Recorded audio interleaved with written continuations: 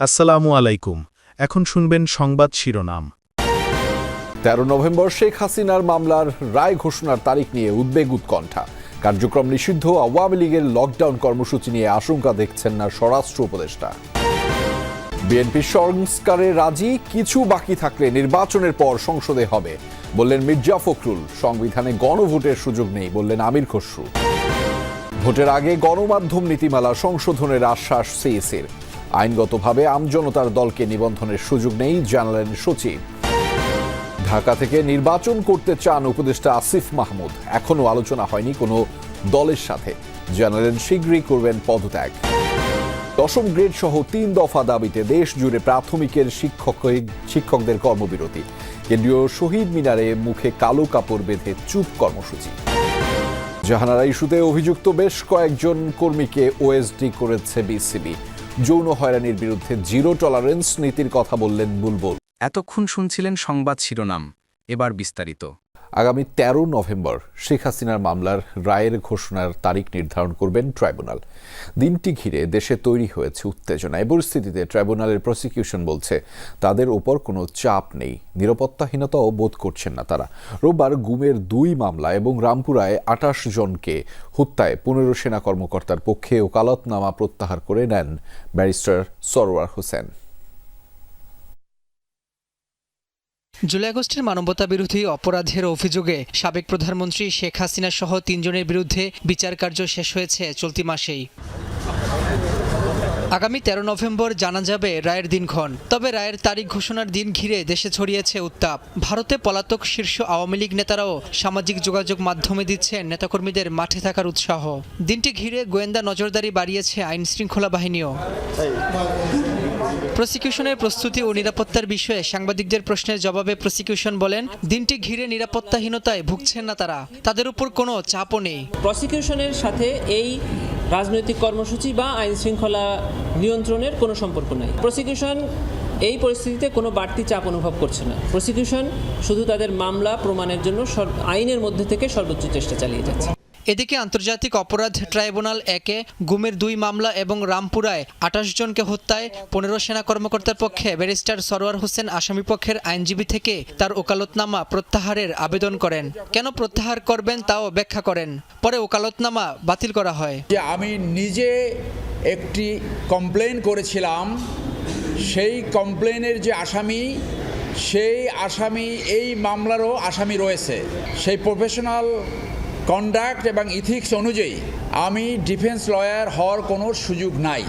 এরপর 7 সেনা কর্মকর্তাদের পক্ষে নতুন আইনজীবী নিয়োগ হয়। তারা বলছেন মামলা লড়তে প্রস্তুত তারা। আজকে আমরা যেটা করেছি ওকালতনামাটা দিয়েছি এবং সেই সাথে আমরা চিফ প্রসিকিউটর বরাবর একটা পিটিশন দিয়েছি যেন ওই সংশ্লিষ্ট যে মামলাটা আছে সেই মামলা সকল কাগজ যেন আমরা হাতে পাই।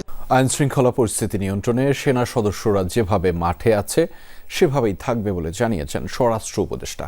বিচারিক ক্ষমতা নিয়ে মোতায়েন থাকা 50% সেনা সদস্য তুলে নেয়ার তথ্য সঠিক নয় বলে জানিয়েছেন তিনি। কার্যক্রম নিষিদ্ধ আওয়ামী লীগের 13 নভেম্বর লকডাউন কর্মসূচি নিয়ে কোনো আশঙ্কার কথাও দেখছেন না বলে দাবি করেছেন জাহাঙ্গীর আলম চৌধুরী। গণ-অভ্যুত্থানে আওয়ামী লীগ সরকারের পতনের 1 মাসের মাথায় আইন শৃঙ্খলা পরিস্থিতির অবনতি বিবেচনা করে সারা দেশে 60 দিনের জন্য মোতায়েন করা হয়েছিল সশস্ত্র বাহিনী। দেয়া হয় বিচারিক ক্ষমতা। এরপর বারবার মেয়াদ বৃদ্ধি করে মাঠেই রাখা হয় সেনা সদস্যদের। এ অবস্থায় দীর্ঘ সময় সশস্ত্র বাহিনীর সদস্যদের মাঠে থাকা ও বিশ্রামের বিষয়টি আলোচনায় আসে। এর পরিপ্রেক্ষিতে সরকারের কেউ কেউ বিশ্রামের জন্য 50% সেনা সদস্য মাঠ থেকে তুলে নেয়ার প্রস্তাব করে। তবে সচিবালয়ে মন্ত্রণালয়ের কোর কমিটির বৈঠক শেষে স্বরাষ্ট্র উপদেষ্টা জানিয়েছেন সেনা সদস্য তুলে নেয়ার কোনো সিদ্ধান্ত নেই সরকারের। সেনাবাহিনী আমরা 50% উইথড্র করে আমরা 50% উঠাচ্ছি না। এই মুহূর্তে সেনাবাহিনী সব আগে যেরকম ছিল এখন একই।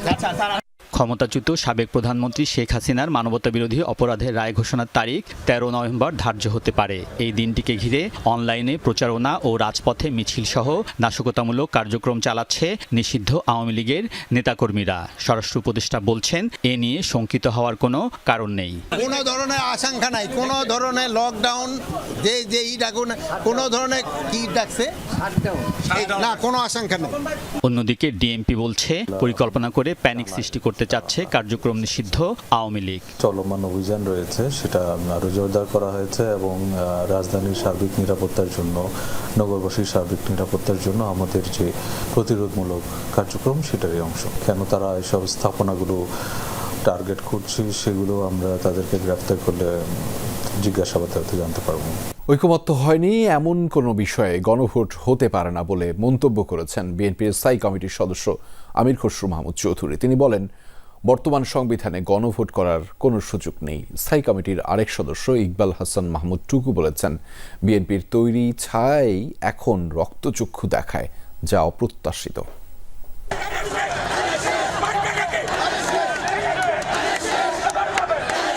নির্বাচন নিয়ে রাজনৈতিক অনিশ্চয়তা থাকলেও বসে নেই বিএনপি।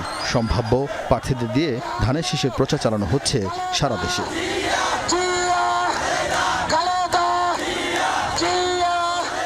রাজধানীর ক্রাইম রিপোর্টার্স অ্যাসোসিয়েশন মিলনায়তনে এক আলোচনায় দলটির নেতা আমির খসরু অভিযোগ করেন, নির্বাচন নিয়ে মানুষের আকাঙ্ক্ষা তীব্র হলেও একটি পক্ষ তা বিলম্বিত করার চেষ্টা চালিয়ে যাচ্ছে। তারা বর্তমান সংবিধানকে মেনে নিয়ে সংবিধানের স্পিরিটের পরিপ্রেক্ষিতে তারা সরকার গঠন করেছে। বাংলাদেশে একটি সংবিধান আছে বর্তমান, যেই সংবিধানের অধীনে অন্তর্বর্তী সরকার হয়েছে। এই সংবিধানে গণভোটের কোনো প্রভিশন নাই। নোট অফ ডিসেন্ট যেখানে দ্বিমত পোষণ করা হয়েছে, দ্বিমত পোষণ করার অর্থ হচ্ছে ঐক্যমত হয় নাই। এটাও বিএনপির উদারতা। দ্বিমত পোষণ মানে ঐক্যমত হয় নাই, যে বিষয়ে ঐক্যমত হয় নাই সেটা গণভোটেও যেতে পারে না। প্রেস ক্লাবে আরেক অনুষ্ঠানে বিএনপি নেতা ইকবাল হাসান মাহমুদ টুকু নেতাকর্মীদের সজাগ থাকার আহ্বান জানিয়ে বলেন, এবার ভোটযুদ্ধ হবে ছায়ার সাথে। আমরা আওয়ামী লীগের সাথে ইলেকশন করেছি, আমরা বুঝেছি আওয়ামী লীগ কি করছে, আমরা বুঝেছি আওয়ামী লীগ কোথায় আমার ভোট নষ্ট করছে। কিন্তু এবার কিন্তু আমরা ছায়ার সাথে যুদ্ধ করছি, যে ছায়া আমাদের কর্তৃক প্রতিপালিত হয়ে, আমাদের ছায়া বড় হয়ে এখন আমাদেরকে রক্তচক্ষু দেখাচ্ছে, যাদের এটা করার কথা না। কারণ তাদের মুক্তিযুদ্ধের সময় যে হাতে রক্ত লেগেছিল, সেই রক্তের দাগ কিন্তু এখনো শুকায় নেই। সাধারণ মানুষ গণভোট ও সনদ বোঝে না, এমন মন্তব্য করে বিএনপির মহাসচিব মির্জা ফখরুল ইসলাম আলমগীর বলেছেন, কিছু দল নির্বাচনের আগে ইচ্ছে করে সমস্যা সৃষ্টির চেষ্টা করছে। ঠাকুরগাঁয়ে মতবিনিময় সভায় তিনি এই অভিযোগ করেন। বলেছেন, তার দল জনগণের সাথে মুনাফিকি করে না। রোববার দিনভর ঠাকুরগাঁও সদরের বিভিন্ন এলাকায় নির্বাচনী প্রচার চালিয়েছেন বিএনপি মহাসচিব মির্জা ফখরুল ইসলাম আলমগীর। এদিন বিকেলে ভেলাজান হাই স্কুল মাঠে ও সন্ধ্যায় রায়পুরের ভাওলারহাট উচ্চ বিদ্যালয় মাঠে মতবিনিময় সভায় অংশ নেন মির্জা ফখরুল। বলেন,